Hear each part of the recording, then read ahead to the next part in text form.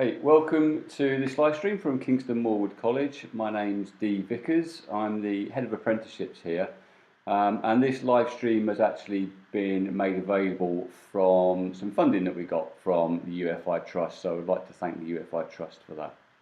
So the live stream is all about robotic milking, and it's really for the agricultural learners, so the stock person, the idea originally came about because we wanted something to deliver to the apprentices, our own apprentices that are studying the level 2 stock person, and it was just a way that they could access the live stream, access some data whilst this lockdown is in place. So with me, I've got Chris Goodlfellow from Manor Farm. Chris has very kindly let us go out and do some filming around his farm. Chris uses robotic milkers, and what we're going to do is we'll play a video, just a short little clip, and then it'll be open to you really, and we'll be asking some, or you can ask your questions of Chris. So firstly, thanks Chris for coming along. And I think what we'll do is we'll just get started. We'll go straight into the video, and then we can get these questions going. Okay, so let's move across and we'll play the video.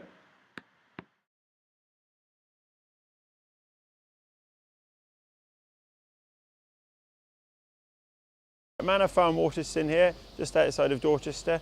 The farm here is 450 acres, of which we grow about 200 acres of cereals and the rest is down to grasslays.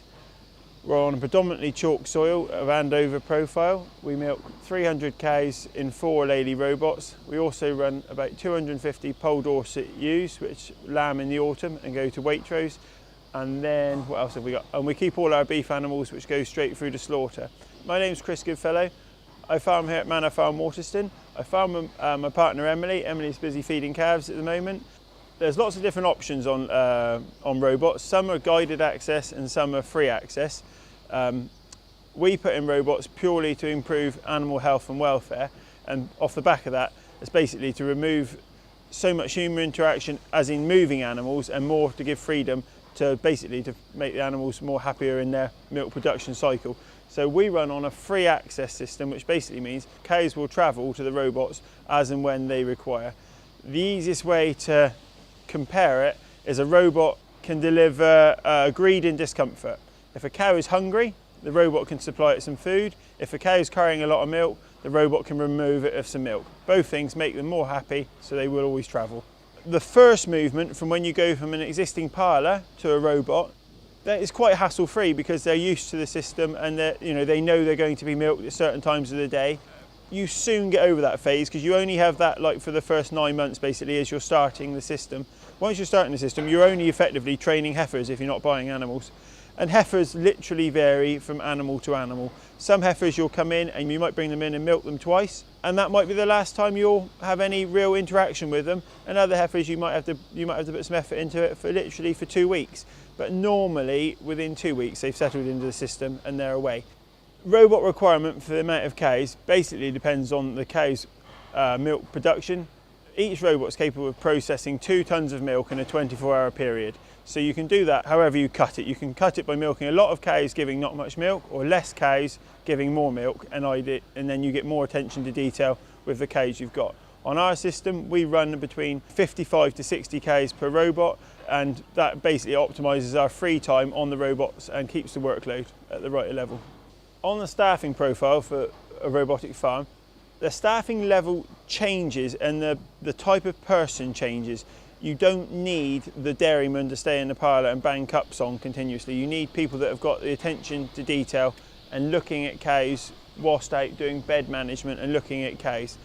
Learning the robots, that purely depends on a farm-to-farm basis, and it really depends on how much, as farmers, we're willing to do the maintenance and the upkeep ourselves, or have the official body that looks after them to come and do the work. I think I still learn stuff about the robots certainly once a week, if not most days, and we're 6 years in now. It's a different type of staff that you need, and I find you can train people more on this system because you haven't got that real mass workload in the morning and you haven't got the mass workload in the afternoon. You end up with more of a level profile of workload throughout the day. Things to consider when even just thinking at the outset of robots and thinking, are they an option for us? Could they work on this farm? Main things to consider are who's going to look after them. The most successful robot farms are ran by the people that are paying for them and basically are writing the checks out for any breakdowns. Things to consider also are you can pretty much shoehorn robots into any system. You should end up with a better way of life. So maybe instead of shoehorning them into some existing buildings, maybe step back and do it in a slower phase process and end up with new buildings and new robots. Basically, the whole system has to be designed around cow flow. Everything else can be built around, but the cows need good access to access the robots. If you need to step back,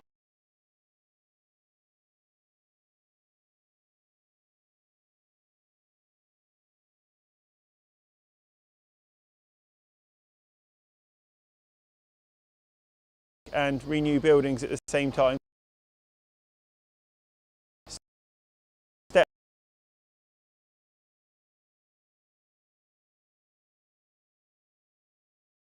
back, take a more in-depth approach basically. Before we consider putting robots in here, we have a 2020 Westphalia parlour that we milked in quite happily for about 10 years. The parlour wasn't particularly outdated when we looked to change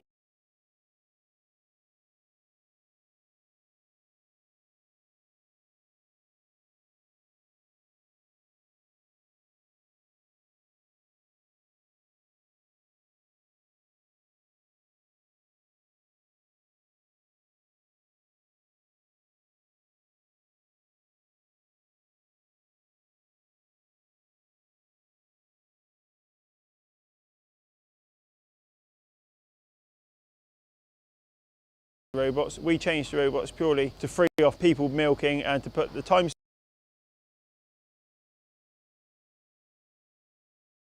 milk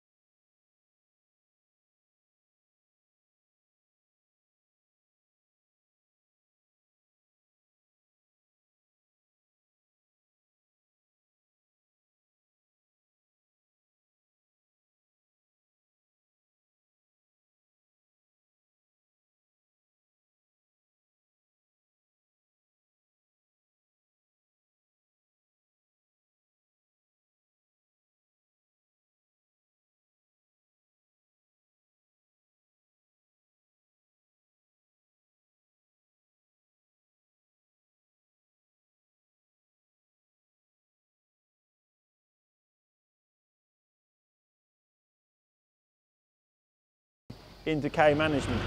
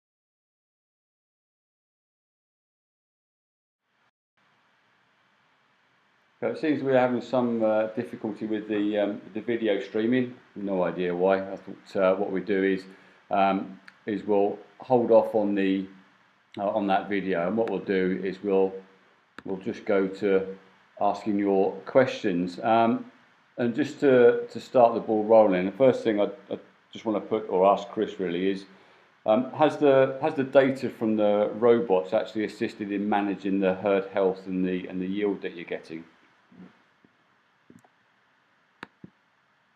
The data you get from the robots is probably about 24 hours ahead of a conventional herdsperson in finding out information like the weight of the cow, individual quarter, conductivity, yield, and locomotion, and also rumination. So yeah, for monitoring herd health, yeah, it is very much used on an everyday basis, if not twice a day basis. Looking if you're at all unsure about an animal, you just check to see its rumination as the first port of call.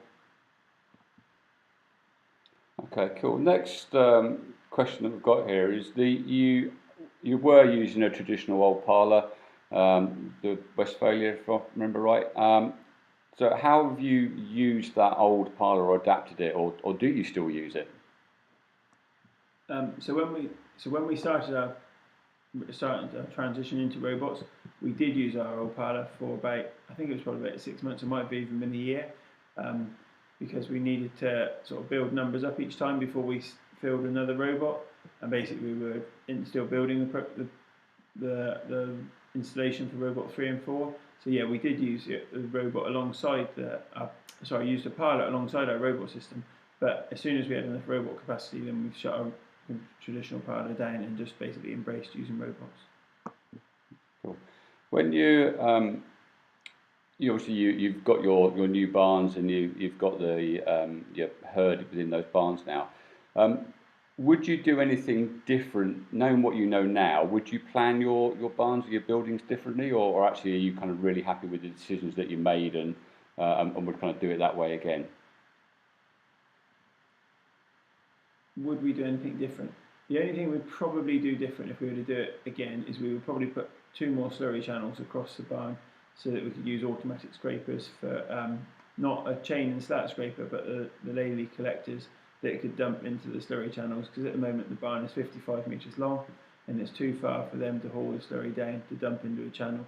So yeah, we would probably put a couple more slurry channels across the building. But other than that, we did quite a bit of research into getting the building how it is, so I'd like to think that's pretty good. Okay. There are a lot of really large dairies out there now. Do you think that you've got 4 robots? Do you think that's actually now more limiting for you regarding how you can increase the herd or expand the business, or for you is that not so much of an issue? Yes, we've got 4 robots. The limiting factor is when you want to expand with a robot, you pretty much got to expand it 70 at a time, or certainly 50 at a time, because you need to fill the robot as soon as you put one in.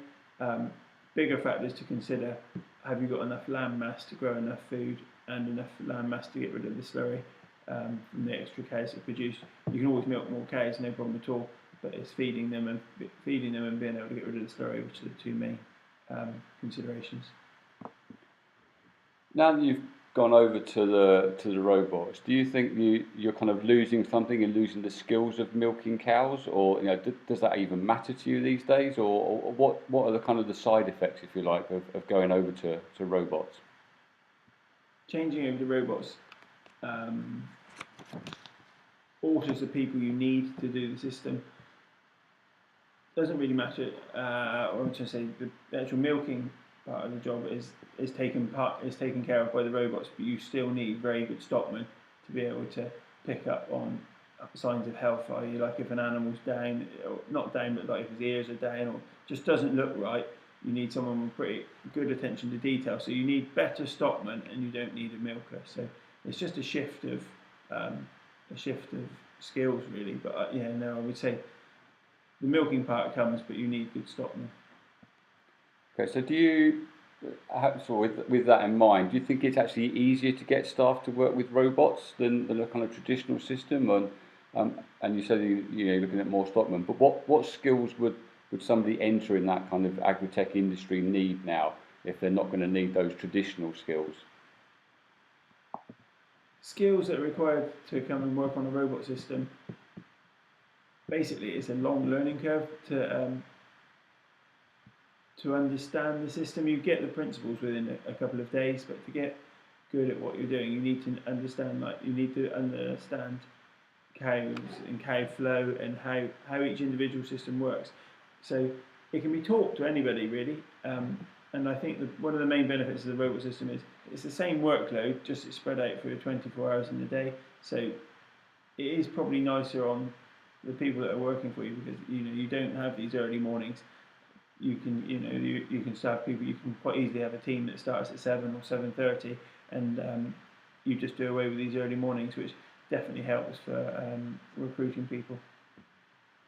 Okay, your system, I'm not sure. Obviously, we had to kind of cull the video, which was a bit unfortunate. You're on a free access system for the robots. Why did you choose to go down that free access as opposed to a kind of a sort of slight mixture between the traditional systems and the robot systems?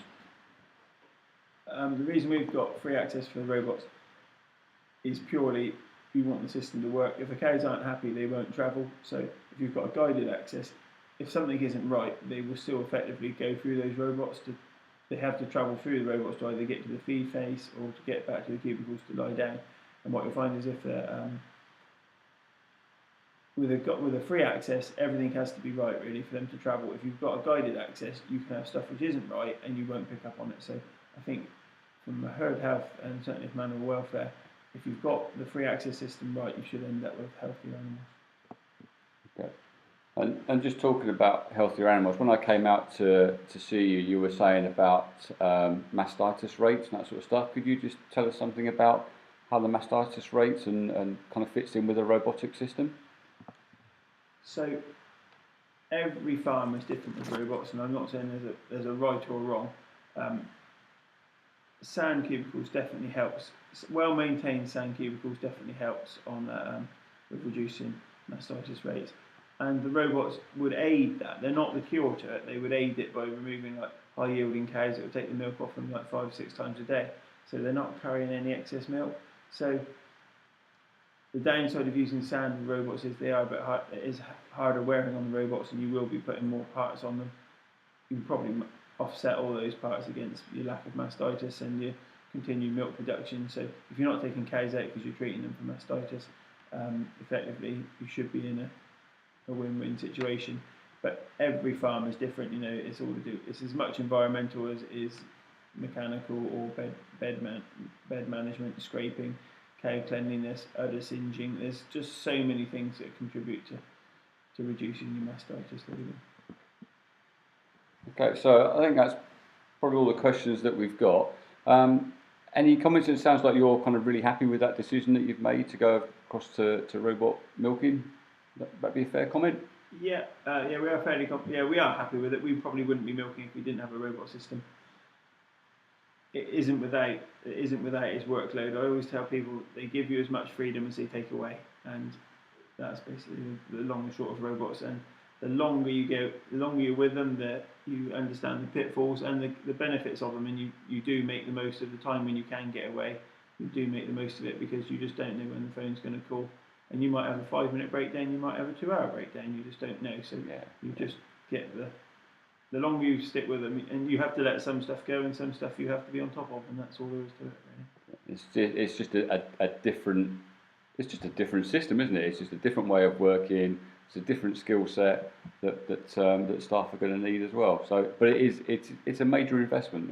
I don't think that should be underpinned. What sort of do you have any idea on kind of what your the timeline is for paying back that investment that you've put in? So, what kind of your return on investment? Are we looking at a 5-year timeline, a 25-year timeline, a 100-year timeline? Does it just not work that way?